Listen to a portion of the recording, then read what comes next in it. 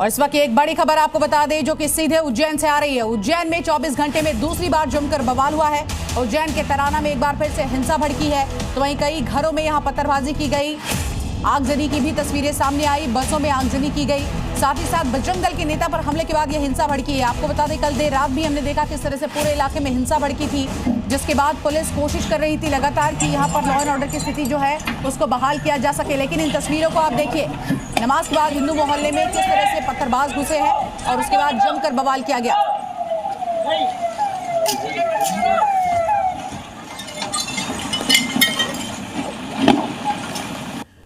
तो एक नहीं बल्कि कई तस्वीरों के जरिए आपको पूरी खबर बता रहे हैं। 15 लोगों ने यहां सोहेल पर हमला किया था, जिसके बाद बजरंग दल के कार्यकर्ता समर्थक जो है उनमें आक्रोश देखने को मिल रहा था। कल देर रात भी ऐसी तस्वीरें सामने आई थी, जिसके बाद पुलिस कोशिश कर रही थी हालात को काबू में लेने की, लेकिन उसके बाद हिंसा आज फिर से भड़की है।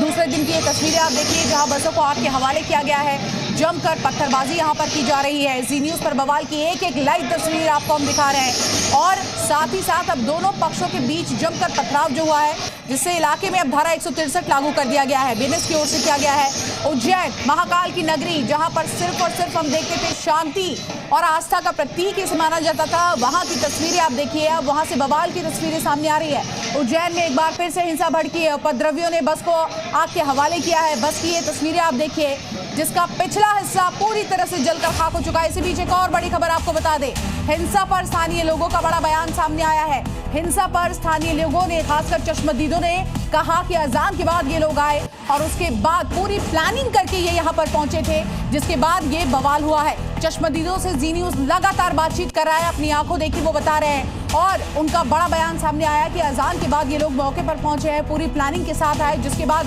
जमकर पत्थरबाजी की गई, इलाके में तनाव, यहाँ पर माहौल जो है वो क्रिएट करने की कोशिश की गई। तो कल भी हिंसा हुई थी, कल के बाद लगा था कि मध्य प्रदेश पुलिस जो है पूरे इस हालात पर काबू पा लेगी, लेकिन आज की तस्वीरें कुछ और ही कहती है, क्योंकि आज पूरी प्लानिंग के साथ, जैसा कि स्थानीय लोग कह रहे हैं, लोग आए और पत्थरबाजी की। हमारी खिड़की के ऊपर कांच फोड़ दिया पूरा, हम बच गए, हम लोग को कोई डरना नहीं था, हमसे सिर फूट गया था हम लोग। ये मोमेडियन लोग हैं, ये तकिया बोलने के मोमेडियन है। वो अजान के बाद में प्लानिंग हुई, अजान के बाद में आ गए ये सब प्लानिंग करके एकदम से 25, 30, 40 जने क्या साहब ने हमला करा, ये इधर वो गाड़ी फोड़ दी, ये फोड़ दिया, सब अलग अलग तरीके से। ये अगर पुलिस प्रशासन और ये लोग सब कम पड़ेंगे ना तो हम लोग जाएंगे, अब इनके घर तोड़ के आएंगे, क्योंकि इन लोगों ने हमारे घर में बहुत बर्बादी मचाई है। ऊपर तीसरी मंजिल तक पत्थर फेंके हैं और ये लोग कोई भी नहीं आया, पुलिस भी इतनी लेट आई है इधर। हम लोग अभी यहाँ पे बैठे हुए थे, अगर हमारे सिर फूट जाते, हमारे घर में छोटे छोटे बच्चे, हम लोग क्या कर लेते।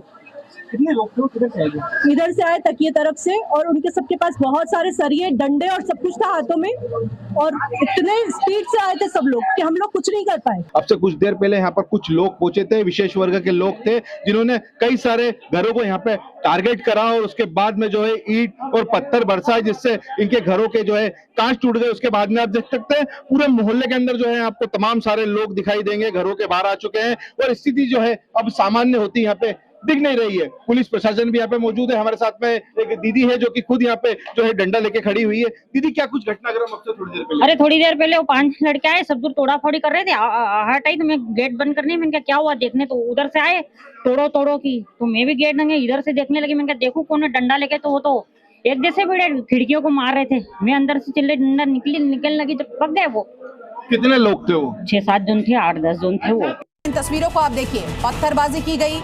और अब प्रमोद से बात करते हैं। प्रमोद, देखिए कल भी हमने तस्वीरें देखी थी, अब तो चश्मदीद खुलकर कह रहे हैं कि प्लानिंग के तहत ये लोग आए थे, जमकर तोड़फोड़ की और इन्होंने हमें संभालने तक का मौका नहीं दिया।